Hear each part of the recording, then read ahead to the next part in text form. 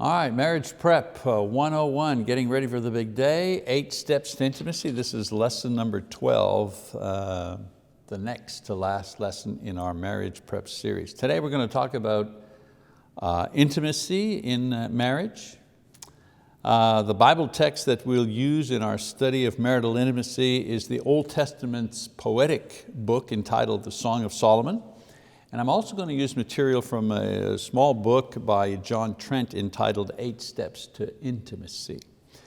Now, before getting into the book of poetry concerning Solomon, I'd like to discuss one of the most important elements necessary to create a satisfying marriage relationship.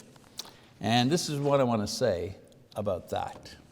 What keeps a marriage going, what enables us to be in love and to stay in love for a lifetime is not a house or children, sex, money. What keeps a marriage alive, what makes a relationship worth the effort is intimacy. The experience of intimacy in that marriage is what keeps it going, what gives it satisfaction. Now the word intimacy simply means to be close or to be familiar. In marriage, intimacy means to be close and familiar physically, emotionally, and spiritually to our marriage partner.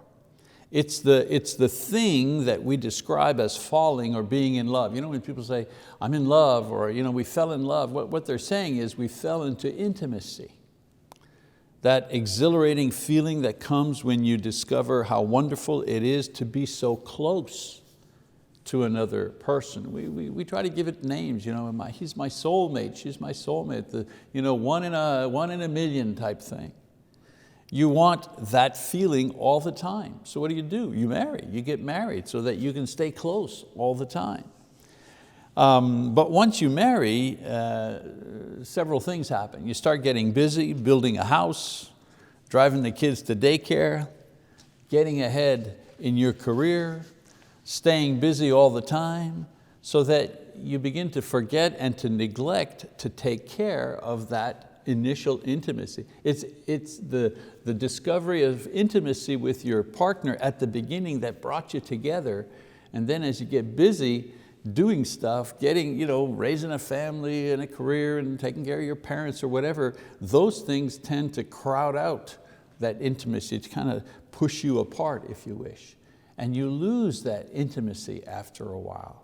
And you begin scratching your head and wondering, now why is it we got married? Why can't we get back what we had at the beginning? And so what happens in a lot of cases is that the house gets paid off and the kids grow up and you get the promotion at work, but your marriage just dries up because the intimacy is gone. You see, getting married doesn't preserve intimacy. It only acknowledges that you have it, and it provides a safe framework to pursue and build intimacy. The work in marriage, the thing that you're trying to build, is not the house or the pension fund or the guaranteed college for the kids. That's all part of marriage and family, of course. But the work in marriage is keeping and building the level of intimacy you share with your partner so that the rest of life, whether it's good or bad, is worthwhile. Your marriage is worthwhile because you have that intimacy. It's the payoff, it's the reward for the work in raising children, going to work every day. Marriage is worth it, no matter what, when there is intimacy in the marriage. It's the reward of marriage. Now, we find out that intimacy is not automatic. It just doesn't happen if you share the same house or the same apartment. It doesn't come with the marriage ceremony. Just because you have the marriage ceremony doesn't mean that, we have intimacy because we have a marriage license. Intimacy is a learned thing. It cannot be obtained or maintained without effort, without practice. It's worth it, but you have to work at it. Total intimacy requires us to develop our relationship in 3 main areas, and that's what I want to talk about in this lesson here, how to develop intimacy. Not enough to say we need intimacy and the intimacy is the reward that we receive in marriage, but how do you create it and how do you maintain it? Well, here are a couple of ways to do that. First of all, we have to develop intellectual and emotional intimacy. So marital intimacy requires that the heads and the hearts be close. We need to know what the other person thinks and feels, and they need to know what we think and feel in order to cultivate that type of intimacy that is so good. Now we build this intellectual and emotional intimacy by practicing open and honest communication with one another, and I've talked about that in the past, haven't I? We even had that productive communication worksheet. That's what that's about. Working on being able to know each other and understand what each other is thinking and how to communicate what we're thinking. To build intellectual and emotional intimacy, we need to say honestly and kindly what is really on our minds and on our hearts, not just what you think the other person wants to hear. You have to be open and honest. Words like transparent, vulnerable, that's where they play into. We must also learn to listen patiently and make sure that you understand what your partner is saying before you speak. All of this requires time and effort and humility, the ability to say, I'm sorry, or to say, I forgive you. It requires humility to say, I forgive you, because if you're saying, I forgive you, it means you're the one that's been hurt. And it requires humility to say, I'm sorry, because if you're the one saying I'm sorry, it means you're the one that's done the hurting. And you have to acknowledge that. And you have to acknowledge that you may have done something wrong. Sometimes some people can admit that they've been hurt, but they have trouble admitting that they're the ones that do the hurting. So it requires, both sides requires humility. Another area where we need to develop intimacy, physical intimacy, not just intellectual and emotional intimacy, but we need to work at physical intimacy. I mean, just because we know how to have sex doesn't mean we have intimacy. Just because we have physical desire for our partner doesn't mean that our desire creates or maintains intimacy. Physical intimacy is not the same thing as sex.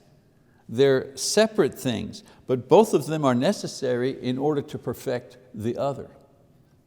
Suffice to say that men and women see and experience physical intimacy in different ways, and this is what causes a lot of problems in marriage. For example, women need physical intimacy in order to be free to enjoy sex. Okay? And men, on the other hand, need sex in order to experience physical intimacy. And that's usually the stress point in marital relationships, especially when it comes to physical intimacy, sexual intimacy. We both need different things. Men and women need different things in order to arrive at the point of enjoying sexual intimacy. This basic difference between men and women is one of the reasons why there's often conflict in a marriage over the issue of sex. In the next lesson that we're going to do, I'm going to be taking a deeper look at the role of sex within marriage and what is the true purpose of sex in a relationship. We'll talk about that next time. Suffice to say in today's lesson that physical intimacy needs to be cultivated, and sexual activity is not the only method to cultivate physical intimacy. One thing to note, however, is that without emotional and intellectual intimacy, there cannot be satisfying physical and sexual intimacy. You can't divorce the two. A third and often neglected area that also needs cultivating for there to be complete intimacy within the couple is spiritual intimacy. In other words, to be completely one and familiar and close, there needs to be a shared spiritual life as well. Now, I mentioned to you in our first session that in a US survey on the subject of religion and marriage, the results showed that in a couple where neither one had any religious beliefs or practices, the divorce rate was 1 out of 2. In couples where one partner had religious convictions, at least one of the partners had it, the divorce rate fell to 1 in 40. And when both couples were faithful Christians, shared a mutual commitment to worship and service in the church, the divorce rate fell to 1 in 400.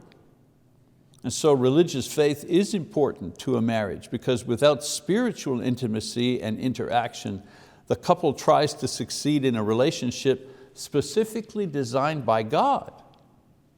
You're trying to succeed in something that was designed and which is directed by God, without acknowledging that God is there, with no religious convictions at all. That's pretty tough. Leaving God out of a marriage is like trying to play baseball without a rule book or umpires and coaches. I mean, you can play, but you don't play well, and there'll be plenty of fights. Thank goodness sometimes there are umpires. They make the decision. You're out or you're safe. Once they decide, that's it.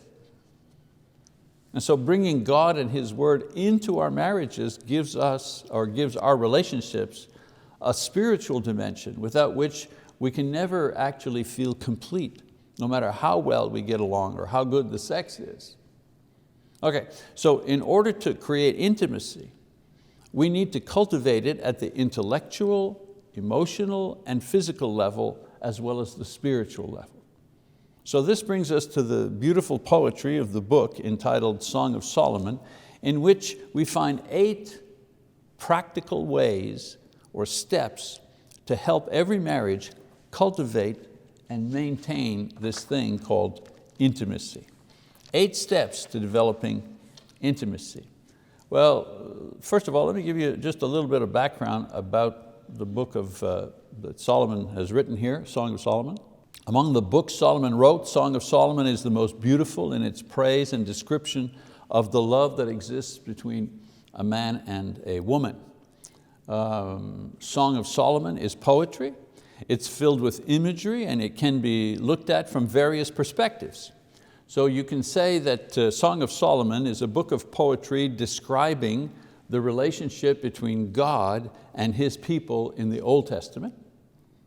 Or you can look at it and study it as poetry that describes the relationship between Christ and His church in the New Testament.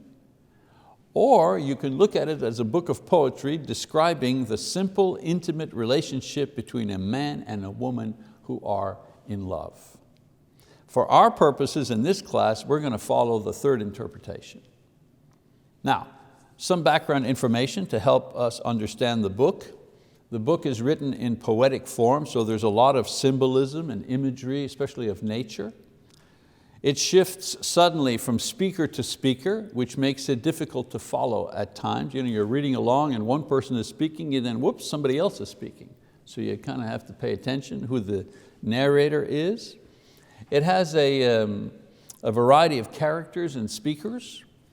First of all, there's the young bride, the Shulamite woman, the king himself, which is Solomon, and then there's a chorus of palace ladies called the daughters of Jerusalem, and they kind of pipe in from time to time with their comments. Now, many scholars think that the bride was Abishag, who was the beautiful maiden chosen to care for David in his old age, and then taken by Solomon as his wife after David died. Though there is a great difference in time and culture, there is one thing the couple had in this poetry book, and that is intimacy. And we can trace 8 steps that got them to their wonderful sense of intimacy in their relationship. So let's go over those now, shall we? First, 8 steps to intimacy. Step 1, they had a strong physical attraction. In Song of Solomon chapter 1 verses 1 and 2 we read, "The Song of Songs which is Solomon's, may he kiss me with the kisses of his mouth, for your love is better than wine." So right away it's the bride speaking. She's excited by the thought of his repeated kisses. And in this God reveals that the strong physical attraction is a basic ingredient that bonds people together. Because we're attracted sexually, I mean, that's not a man thing, a human thing. God designed it. He designed us to be like that. So you can stay married without physical attraction, without sex, but you can't remain intimate without sex. It's important to maintain and cultivate your sex life because it contributes directly to your sense of intimacy. And we're going to, as I say, we're going to go more deeply into that subject in the next lesson. So 8 steps to intimacy. The first step, a strong physical attraction. Step 2, a purified character. In verse 3a, she says, your oils have a pleasing fragrance. Your name is like purified oil. So how do you get the spark back into a relationship when it's gone? Well, sometimes it's physical. Sometimes you're not having intimacy because of illness or handicap or age.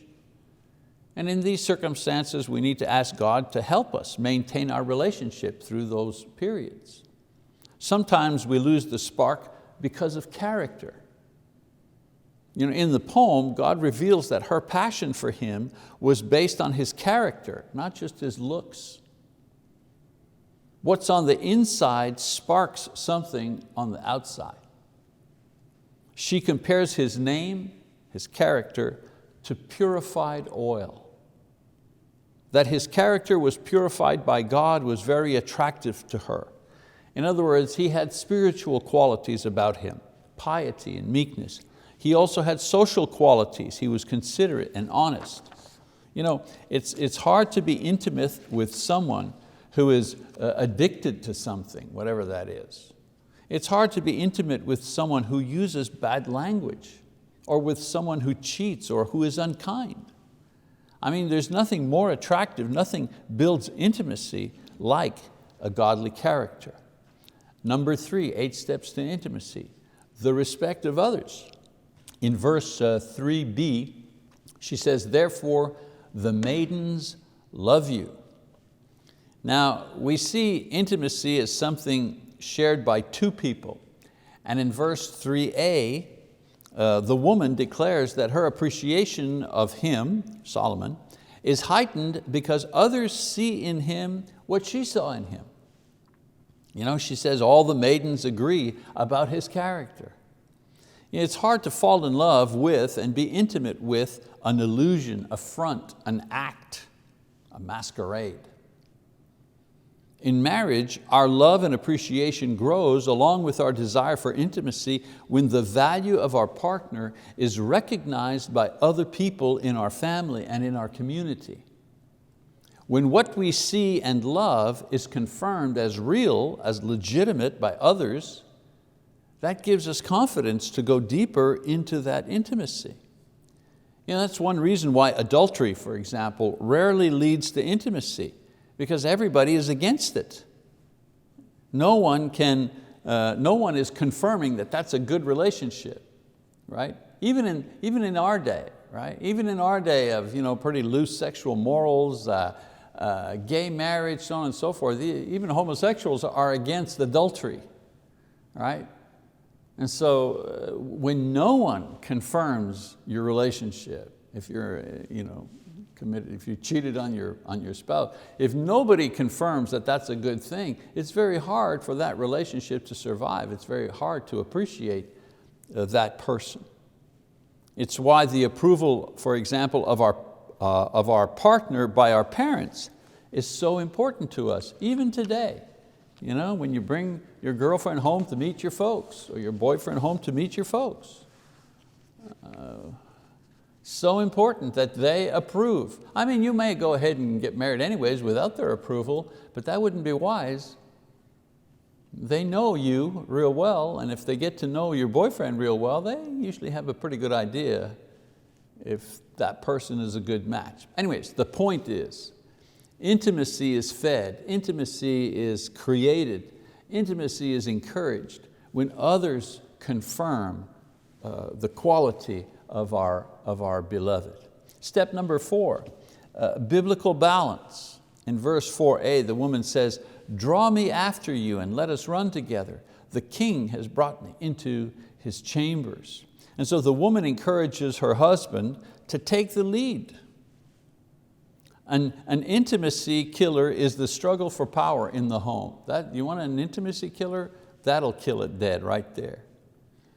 You know, men, unfortunately, they confuse leadership with control. That's not the same thing. Women reject the idea of male spiritual leadership because they've never experienced it, or they've experienced perverted forms of male spiritual leadership. You know, maybe their father, he was a Christian, let's just say, their dad was a Christian, but he was a violent man, abusive, hurtful in what he said. I'm the boss, my word is the king, and so on. They're not sold on male spiritual leadership if that's what they've seen growing up. The Bible, however, requires men to lead, not to control or dominate, but to lead through service. And they do this by anticipating and providing the physical and emotional and spiritual needs of the home. Now, many times men fail at this because they think that providing the bulk of the physical needs entitles them to control everything. In one salary families, let's just say, mom is working in the home with the family in the home, and dad is out earning a salary. Sometimes the man who is the only income earner thinks that role allows him to make all the decisions, control everything, dominate everything. I want to tell you, control kills intimacy because it suffocates it. Women, on the other hand, must realize that submission is not natural. It is a gift that is offered and made possible by faith in God, who gives the strength to a woman to accomplish it.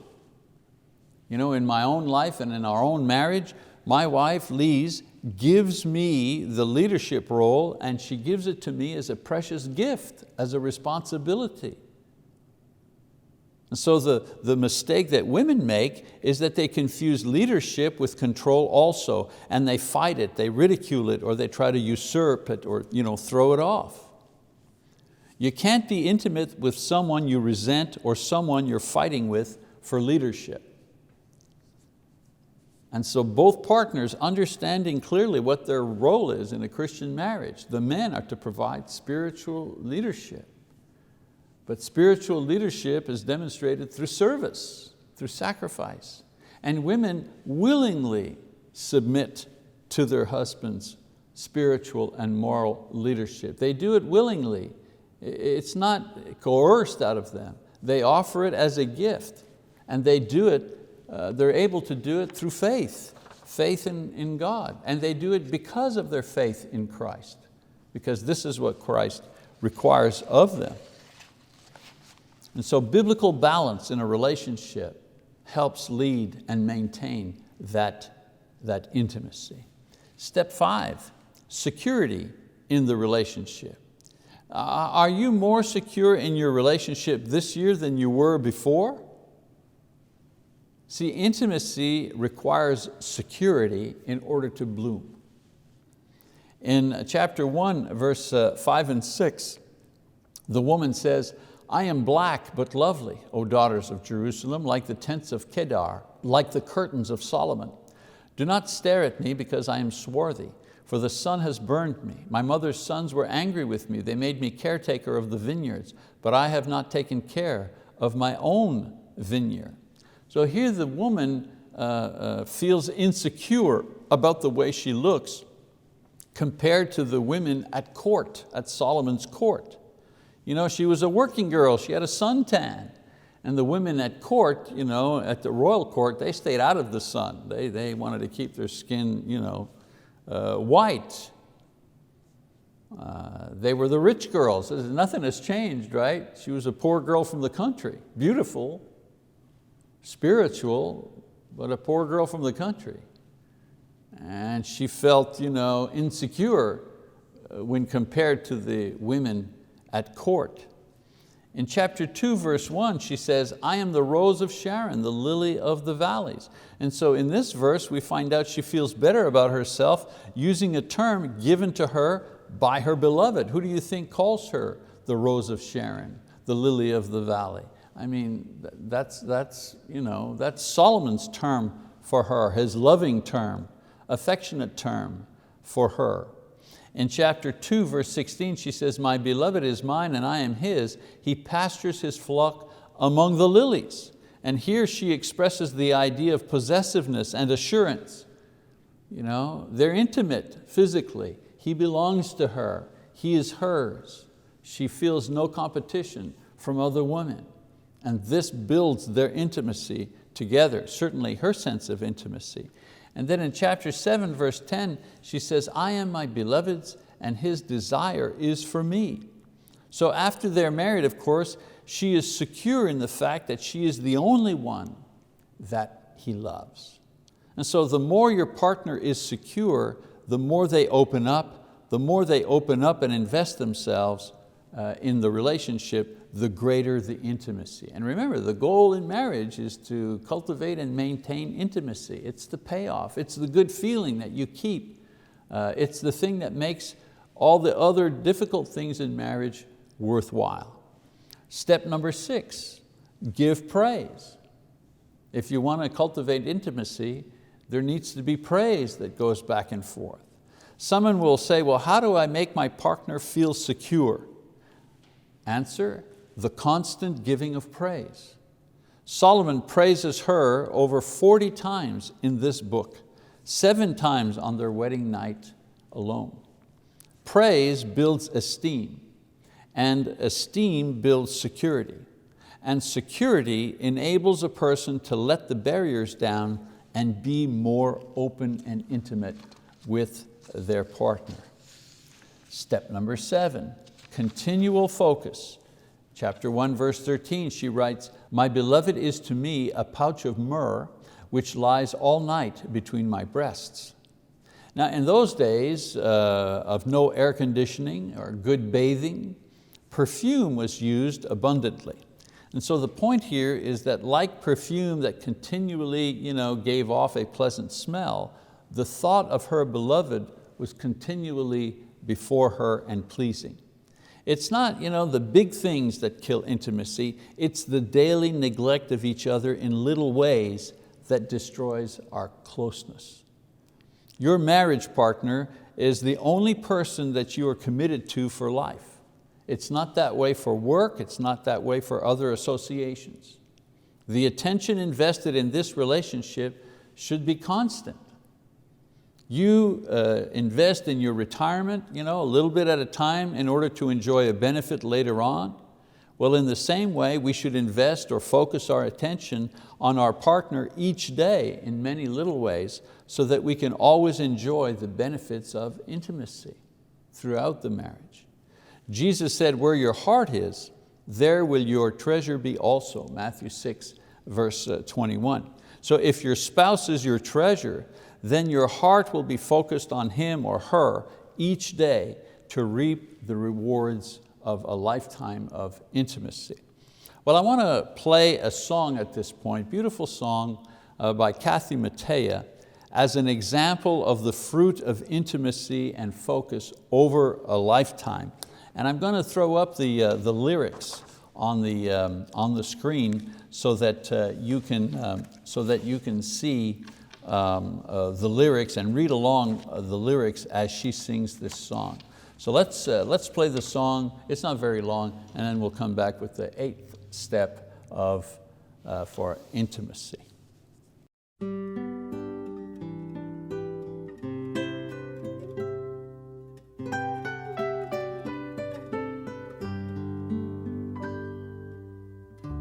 There had all but given up when she and Edwin fell in love. She touched his face and shook her head.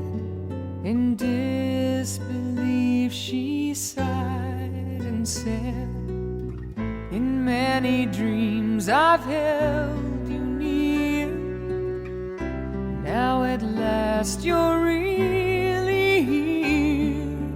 Where have you been? I've looked for you forever and a day.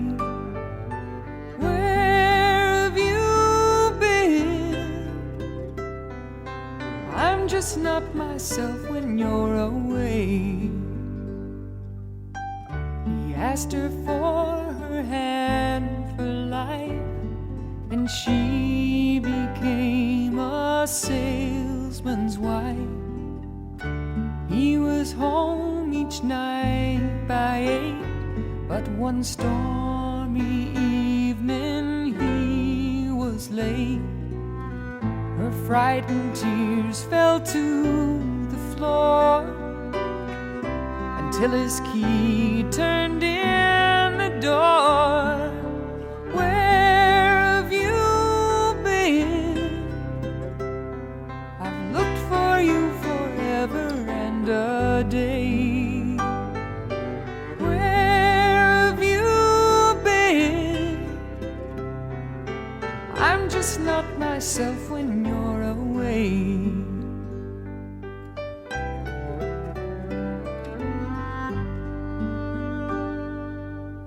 They'd never spent a night apart. For 60 years she heard him snore. Now they're in a hospital, in separate beds on different floors.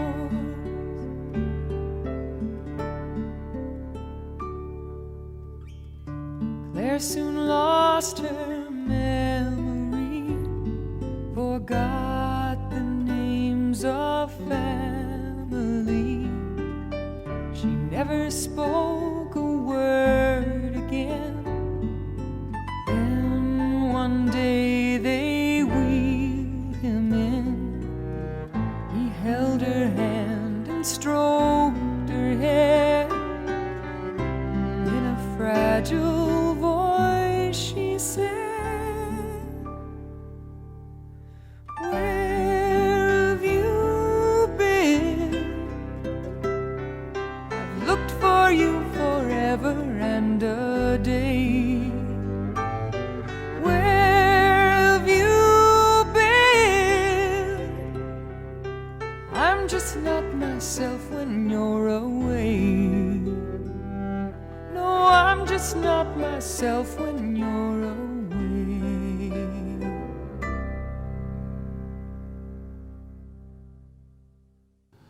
All right, wasn't that beautiful? Isn't that a beautiful song? It's an old song, but such a beautiful song, and expresses so wonderfully the idea of intimacy. These two, the intimacy that they shared for a long, long time, even into advanced age. All right, well, let's take a look at 8 steps to intimacy, step number 8, and that is spiritual oneness.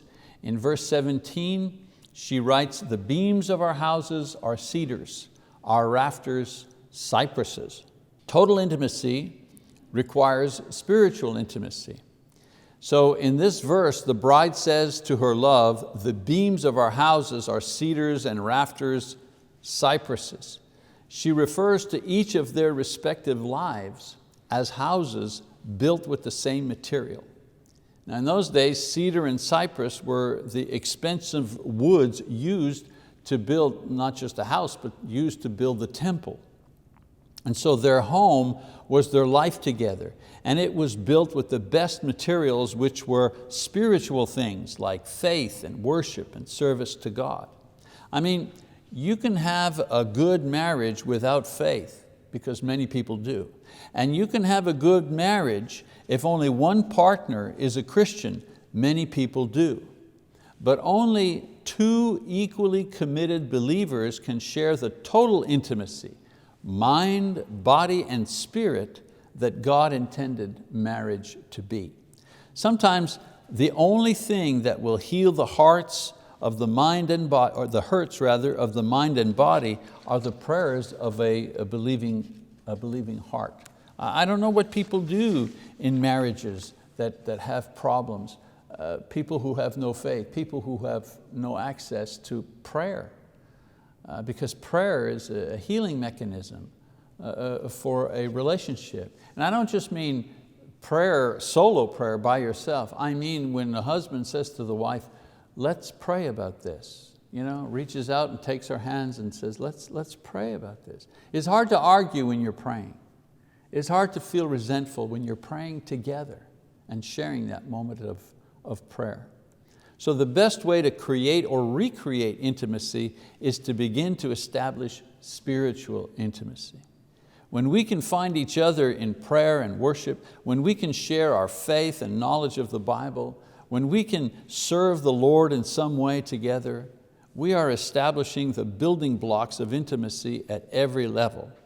For a married couple, spiritual closeness leads to emotional and physical closeness because this is God's will for married people, that the two become one flesh. Genesis 2, verse 24.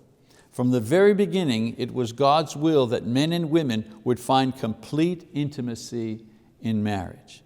Well, I hope our series, including today's lesson, has helped you, achieve this to a greater degree. I think if you take these principles that I've shared with you, apply them in your own life, you'll see that there will be a benefit, the benefit of a greater intimacy between couples. All right, next time we get together, our final lesson in the series, Great Sex for Life. I hope you'll be with us for that. All right, talk to you soon. Bye-bye.